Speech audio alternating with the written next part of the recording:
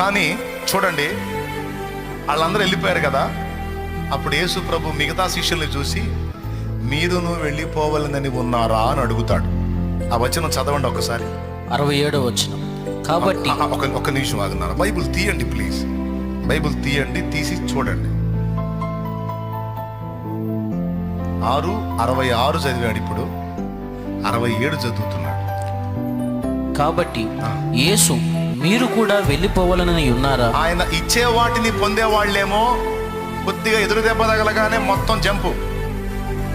కానీ ఇక్కడ పేతురు ఒక మాట అంటున్నాడు.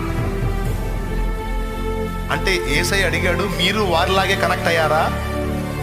అట్లయితే వారు వెళ్ళిపోయారు, మరి మీరు కూడా వెళ్ళిపోవాలనుకుంటున్నారా అంటే అప్పుడు పేతురు అంటున్నాడు, మా కనెక్టింగ్ వాళ్ళలాంటిది కాదు.